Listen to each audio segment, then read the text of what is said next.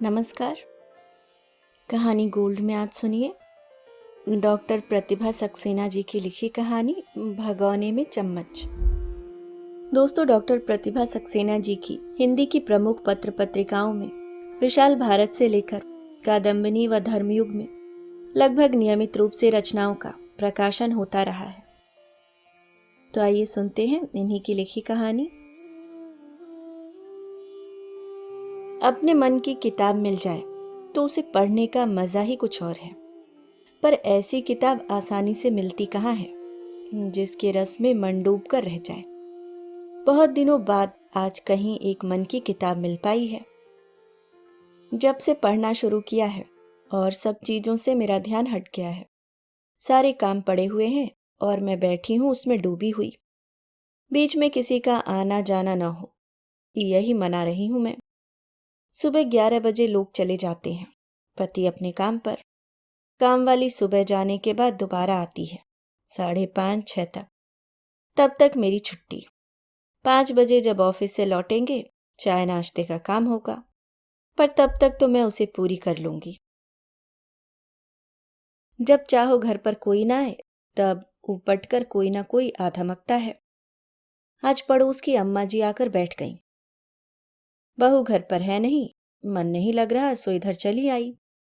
बैठना पड़ा उनके साथ। मन किताब में ही उलझा रहा। उन्होंने पूछा, क्या बात है बहू, आज कुछ अनमनी लग रही हो? हाँ अम्मा जी, सुबह से सिर धमक रहा है, बाद में सो लूंगी, आप बैठिए।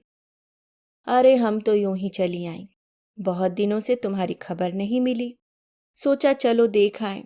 तुम आराम करो, सो लो थोड़ा। वे उठकर चलने लगी। अरे आप तो सच्ची चली जा रही हैं, कहते कहते मैं उन्हें छोड़ आई, पर दरवाजे तक नहीं। अरे दूध रह गया, कहीं बिल्ली, बोलते अंदर भाग ली। क्या करूं, उनकी आदत है, निकलते निकलते रुककर ऐसे बोलने लगती हैं जैसे कोई जरूरी बात याद आ गई हो, और आधे आधे घंटे खड़ी रहती हैं। देहरी के उस ओर वह और इस ओर मैं श्रोता बनी लाचार। पौना घंटा यूं ही चला गया। वैसे वे जब भी आती हैं तो कम से कम 1.5 घंटा बैठती हैं और सारे मोहल्ले की खबरें दे जाती हैं। आज यह सब जानने में मेरी रुचि नहीं है। इस सब से परे मेरे भीतर कुछ चल रहा है। इस अनुभूति में डूबकर भूख प्यास तक खो जाती है। बाहर क्या चल रहा है इसका भान नहीं होता। कुकर पर वेट रखना रह जाता है, दाल जल जल कर कोयला हो जाती है। मुझे तो उसकी महक कई कई दिनों तक उस खुमार की मादकता में डूबी इतराती है। मुझे तो उसकी महक भी अपने घर की नहीं, पड़ोस से आती हुई लगती है। वह भाव लोग किताब बंद कर देने के बाद भी मनोजगत पर छाया रहता है, और कई कई दिनों तक उस खुमार की मादकता में डूबी इतराती हूँ। बाहरी दुनिया की कोई बात जब चौंगा कर जगाती है तो एक झटका सा लगता है। मन में कथा के पात्र भीड़ लगाए हैं और मैं जानने को व्याकुल हूं किसके साथ क्या हो रहा है। अचानक टेलीफोन की घंटी बजने लगी है। इस समय सब लोग आराम करते हैं, झपकी लेते हैं। फोन करने की कौन सी तुक है। किसी महिला की आवाज है। अरे हाँ, सोनल है। अब आधे घंटे घेरे रहेगी। मैंने आवाज बदलकर बोलना शुरू कर दिया। आप किसे पूछ रही हैं? नाम सुनकर मैंने भरभराती आवाज में रॉन्ग नंबर कहकर फोन रख दिया। अभी न शाम के खाने की प्लानिंग की है, न चाय के साथ नाश्ते की। एक दिन तो बिस्कुट से भी काम चल सकता है, और तब तक तो किताब पूरी हो जाएगी, तभी सोच लूंगी। अभी तो नायिका और उसकी सहेली के बीच जो तमाशा चल रहा है उसका समापन कैसे होगा, यही सबसे बड़ी समस्या है। ऐसी विचित्र स्थितियां हैं कि मुझे तो उबरने का कोई रास्ता नजर नहीं आता। मैं पढ़े जा रही हूं, समस्याएं घनीभूत होती जा रही हैं। कहानी खींचे जा रही है टीवी सीरियलों की तरह। सूत्र जाने कहां कहां तक उलझे हैं। कैसे सुलझेगी यह पहेली, क्या होगा न जाने। मुझे अंत की प्रतीक्षा है। दरवाजा खड़का, घड़ी पर निगाह गई। अरे 5 बज गए। लौट आए दफ्तर से, अब तो छोड़नी पड़ेगी अध बीच में। सिर्फ 52 पेज रहे हैं। अम्मा जी ना आई होती तो पूरी हो गई होती। किताब बिस्तर पर औंधा कर रख दी और दरवाजा खोल आई। पीछे पीछे ये आ रहे थे। आज ऑफिस में चाय पी? चाय नहीं पी, माथुर ने केक खिला दिया था। अच्छा। 2 बजे खा लिया था लंच टाइम पर। हाँ हाँ, तुम बैठो, चाहे फ्रेश हो लो, चेंज कर लो, अभी चाय देती हूँ। चेंज वेंज कुछ नहीं करना है, तुम चाय नाश्ता दे दो। शायद सतीश आ जाए। क्यों, सतीश क्यों आ रहा है? उसे अपना एक फॉर्म भरवाना है। वे वहीं ड्राइंग रूम में बैठ गए। मैं अपने कमरे में आई। औंधी रखी किताब उठा ली। यह पेज खत्म करके चाय बनाऊंगी। पढ़ते पढ़ते बैठ गई। उस पेज का वाक्य अगले पेज तक गया था। बड़ा रुचिकर प्रसंग चल रहा है। पन्ना पलटा तो भूल गई। ये बाहर बैठे चाय का इंतजार कर रहे हैं। अब तो खत्म करके ही उठूंगी, नहीं तो सारा मजा ही गायब हो जाएगा। मन की रसमयता पर पानी फिर जाएगा। अरे तुम कहाँ हो, क्या कर रही हो?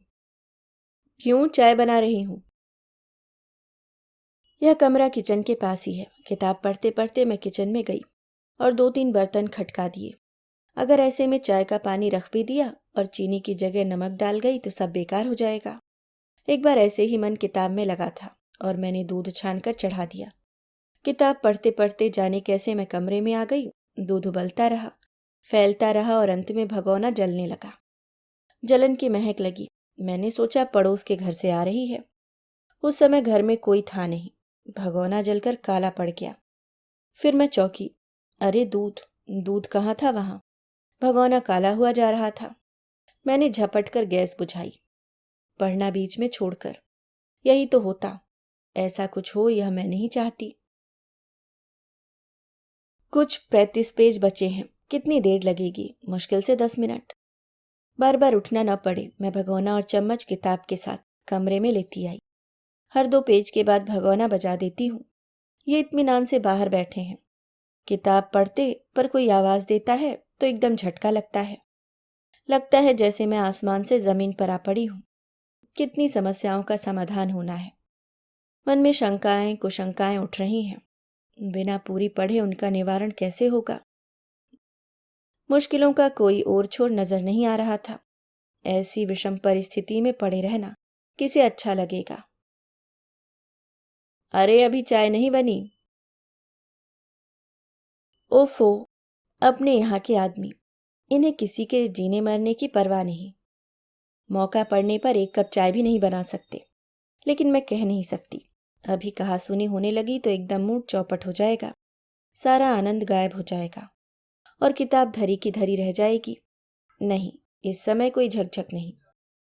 बस होने वाली है। मैंने फिर भगोना बजाया। सिर्फ 10 पेज बाकी है। अब सोच रहे होंगे कि ये उठकर आ गए तो क्या होगा। मैं जानती हूँ उनकी आदत। वहीं बैठे बैठे चीख पुकार मचाते रहेंगे, उठकर नहीं आएंगे। कम से कम 10 मिनट तो नहीं ही।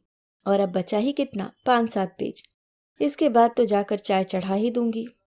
मैंने भगोने में चम्मच डालकर फिर बजाया। सुन रहे होंगे चौके में बर्तन खनक रहे हैं, चाय बन रही होगी। सारी दुविधाओं का अंत, दुश्चिंताओं का निवारण अगले 3 मिनट में होने वाला है। मन व्याकुल है। उत्कंठा अपनी चरम सीमा पर है। अभी मैं कैसे उठ सकती हूँ? हाथ बढ़ाकर बिना देखे मैंने चम्मच से भगोना बजाना चाहा। भगोना नीचे जा गिरा। क्या हुआ? भगोना गिर पड़ा। तुम्हारे ऊपर तो नहीं गिरा? मैं बिल्कुल बच गई। यहाँ फिसलन है, तुम इधर मत आना। वहीं बैठे रहो, बस अभी चाय लेकर आती हूँ।